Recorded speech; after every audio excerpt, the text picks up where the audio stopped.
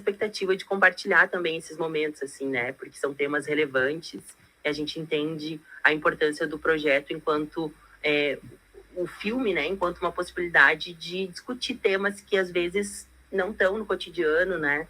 Então acho que vai ser uma oportunidade para a gente se encontrar e também fazer esses debates.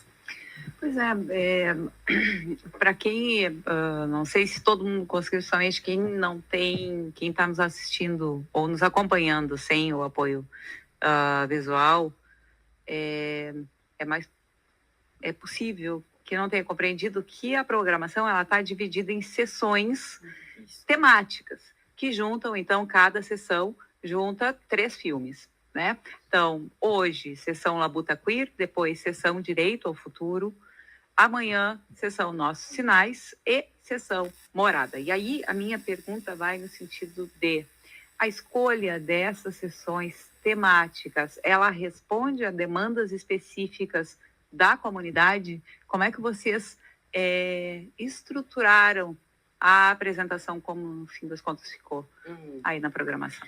A gente fez um encontro ali coletivo entre os mediadores, a gente teve uma proposta curatorial, né, que partiu de mim e da Ruia. Então, na verdade, a nossa primeira proposta dessa mostra, ela acontece para um fomento em São José dos Campos. Então, a gente monta uma curadoria, envia para São José dos Campos, acaba não implementando lá. Então, a gente já tem essa seleção pronta. E aí, a partir dessa seleção pronta, a gente contatou os realizadores novamente. Falamos, vamos realizar ela em Pelotas, topa? E aí eles super toparam, e a partir disso a gente convidou os realizadores, os mediadores, para acharem os ganchos, né? Os temas guarda-chuva, né? Então a gente foi agrupando por esses temas. Então, os filmes que estão relacionados ao universo do trabalho, ao campo da resistência, ali, principalmente do trabalho, estão na sessão Labuta Queer, né? Os que vão falar aí de aspectos de violência e também de... enfim, acho que, no geral, violência vão estar ali no Direito ao Futuro, né? Então, a gente está questionando como a violência atravessa a nossa possibilidade de se projetar, né? E formular outros inéditos, né? E aí, a mesma coisa para as sessões Nossos Sinais, né? Que vai desde a ideia de sinais de rádio, que é o que está tematizado no filme FM, né? Até a língua de sinais, né?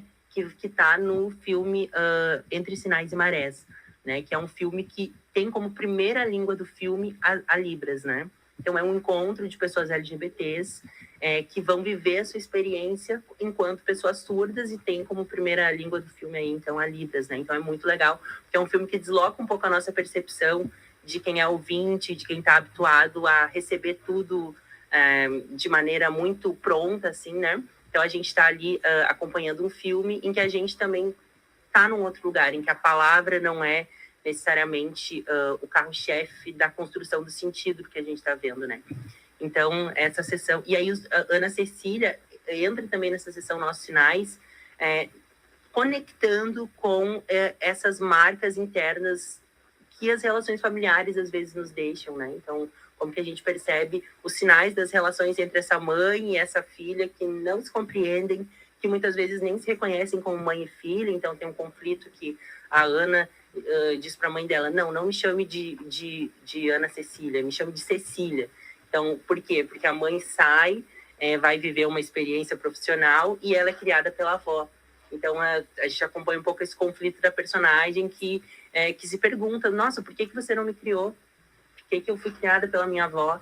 Né? E aí essa mãe volta para o interior dessa família ali, da avó e da neta, e passa a agir ali como a mãe, colocando limites, mas ela também não é reconhecida, né? Então, como mãe, não, quem me criou foi a minha avó, então quem me dá os limites são as minhas. Então, esses sinais vão aparecendo também de diferentes maneiras, né? E daí, na última sessão, que é a sessão, deixa eu só pegar... Sessão Morada. A sessão Morada, exato. É uma sessão muito importante também, porque a gente reuniu aí alguns filmes que vão tematizar também relações internas, né? Então, o primeiro filme de Tanta Telha no Mundo, ele é um filme do diretor Bruno Brasileiro, e é um filme que vai falar desse processo de despedida de um filho que vai encontrar a mãe e que precisa se despedir, assim, né? Dizer, tô indo morar em outro país, tô indo viver outra história, mas ele não encontra caminhos. Então, os dias vão passando e você vê que tem algo a ser dito, mas a mãe quer ouvir, o filho não consegue dizer, então a gente acompanha um pouco essa tensão até o momento da despedida, né? O Lado que a Cidade Não Vê já é um filme que vai tematizar esse afeto, né? Essa afetividade de 3 casais LGBTs, 3 casais transcentrados, que vão ter diferentes dinâmicas afetivas ali, a gente acompanha um pouco dessas histórias. E aí a gente encerra com o Me Ame Como é Pra Amar, que também é muito importante, um filme bem interessante, onde o luto vai aparecer novamente, né? Então é uma família em que perde a mãe, né? E fica o pai e o filho.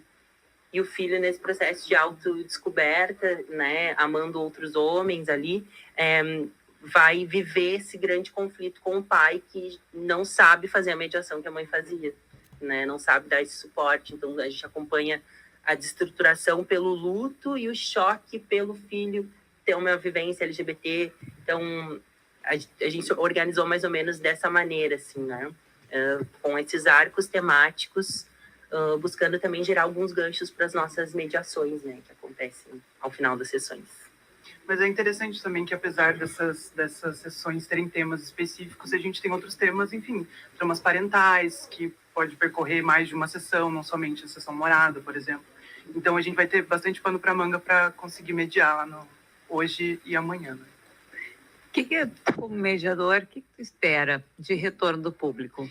Então, a gente espera, né, nós mediadores, assim, que a gente consiga trazer à tona esses temas, né, revelar todas as temáticas dos filmes e conseguir discutir a partir dessa perspectiva de, primeiro, dar visibilidade, né, que a gente precisa e criticamente pensar sobre todos esses temas que a gente vai trazer, né. Essa é a segunda edição da mostra.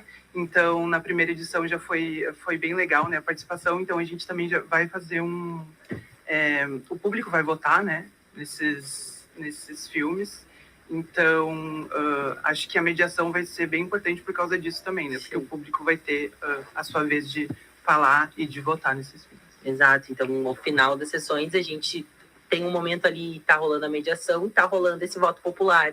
Então, para cada sessão, o público vai poder escolher qual que é o filme que achou mais interessante, seja por questões estéticas ou porque o tema atravessou muito, né? Então, a ideia é que a gente crie também um espaço para que as pessoas se posicionem, né? E também a gente reverter esse momento de exibição pública também numa premiação de júri popular para esse realizador que cede os materiais para a gente, né? A gente tem filmes das 5 regiões do país. Então, acho que isso é legal, porque ajuda a trazer uma diversidade territorial, né? A produção LGBT que parte do Piauí é diferente da que parte do Paraná, que é diferente da que parte de São Paulo. Então, essas diferentes percepções vão aparecendo, né? Gorete Canivete é do Piauí, Entre Sinais e Marés é do Paraná, né? São temas diferentes, estão em realidades diferentes, mas a gente sempre encontra diálogos, né? Entre esses universos, assim. E eu acho que o nosso papel da mediação é também um pouco retomar algumas coisas que a gente conseguiu construir no Ruídos Queer nessa segunda edição, que é essa ideia de como formular novos horizontes, né? Como que a gente também ensaia outros caminhos, outros olhares para poder transformar a nossa realidade, né? Então, a nossa ideia não é apenas exibir o filme, mas é também usar ele como um dispositivo de mediação crítica, assim, como é que a gente pensa a nossa realidade a partir disso, né? Então, a mediação tá um pouco nesse lugar, assim, né? E ter o voto popular é o jeito que a gente encontrou de garantir que o público tenha um posicionamento efetivo, assim, né? Resulte na escolha ali desse filme que vai ser o mais popular. Então, a gente tá nesse momento. Vocês comentaram, acho que foi o Lourenço que comentou que dessa vez há uma ampliação de tempo para a mediação. O que causou essa percepção de que, eu acredito que na edição passada faltou tempo de conversa? Como é que isso se traduziu no ano passado e de que maneira essa ampliação do tempo pode trazer novas riquezas aí para a execução do projeto? Pois é, gurias, na primeira edição eu não fiz a mediação, né? Era só no final. Na primeira edição foi isso. Na primeira edição a gente fez um dia Era uma noite, e daí naquela noite a gente exibiu 13, 14 filmes. Então a gente quase não tinha respiro, a gente dava uma enxurrada de filmes para todo mundo, e no final a gente fazia um encerramento pensando alguns temas que surgiam, e a gente se deu conta que esse formato não daria conta da gente acionar todos os temas que surgem, ou a quantidade de temas consideráveis que surgem ali com aspectos relevantes, né? Então, na primeira edição, a gente fez, assim, 14 filmes na sequência, e no final a gente tentou ali mediar, e ficou apertado mesmo, né? Então, nessa segunda edição, a gente qualificou as nossas parcerias, né? Então, a gente conseguiu mais um dia no Cine UFPEL para fazer essa ação, e daí isso possibilitou que a gente dividisse as sessões, fizesse menos filmes por dia, então a gente está exibindo 8 filmes por dia, e daí com isso qualificar o espaço da mediação, porque nas últimas edições, assim, saíram comentários interessantíssimos, a participação do público, trazendo ganchos, assim, que até iam além do que a gente estava percebendo, né? Outros olhares, assim, essa coisa de ter ali 40, 50 pessoas numa sala pensando um tema amplia, né? Então, acho que foi um pouco resultado dessa percepção, assim, né? De que também não nos interessa só exibir esses filmes, né? É interessante fazer essa ponte, né? Então, a gente, nessa edição, fez esses 2 dias, priorizando esse espaço para o debate, assim. Acho que essa foi uma herança do que a gente foi fazendo, e se dando conta de que, com mais tempo, a gente consegue qualificar melhor esses ganchos, esses temas, né? E fazer esse letramento também, né? LGBT, assim, né? Compartilhando as nossas questões, né? 90% dos nossos mediadores são pessoas LGBT ou que têm algum vínculo com a causa, assim, né? Então, a ideia é que a gente possa garantir esse tempo para o público também participar e se colocar, mas a gente vai estar ali para atiçar esse debate também. Maravilha. 11 horas mais 59 minutos, a gente precisa encaminhar o final da entrevista. Só queria deixar esclarecer uma coisa com vocês. A mostra acontece hoje e amanhã, então, sempre a partir das 7 horas da noite no Cine UFPEL. A entrada é gratuita, mas precisa retirar ingresso no Simpla antes, é isso? Exato. Isso, precisa retirar antes do Simpla, mas a gente vai estar lá também para quem precisar fazer uma emissão na hora. Vai ser possível, mas a ideia é que a gente consiga organizar isso, porque o Cine tem uma limitação de espaço, né? São 84 lugares, né? E aí a gente já está aí com os ingressos, assim, não sei exatamente o número, mas a gente já tem muitos ingressos retirados, então ainda dá tempo, e no horário lá, a partir das 7 horas, a gente vai estar fazendo essas emissões, e todo mundo está convidado, vocês estão convidados também, se tiverem esse tempo, estaremos lá. Obrigada, muito obrigada. Para o pessoal que tem interesse, então, em acompanhar mais no detalhe as informações do evento, no Instagram do Ruidosa Alma. Isso, Instagram Ruidosa Alma, ou então Mostra Nacional BR Profano, lá tem todas as informações, ou então no Simpla, lá tem toda a descrição dos filmes que vão rolar no dia, e também um espaço ali para garantir o seu ingresso, que tem acesso aí a toda a programação, né? Desde os filmes, a mediação e ao voto popular. Beleza. Muito obrigada pela participação. Gente. Parabéns por essa segunda edição aí. Esperamos ansiosamente a próxima leva do FIRC. Me lembra, me avisa para poder chamar. Beleza. Então, Thaís Sassabiá, produtora cultural, também fundadora do coletivo, junto com a Rúia Castro, que também é curadora, também é fundadora e dirige a mostra, e o Lorenzo Richetti, mediador convidado, que vai estar presente aí nos 2 dias do evento.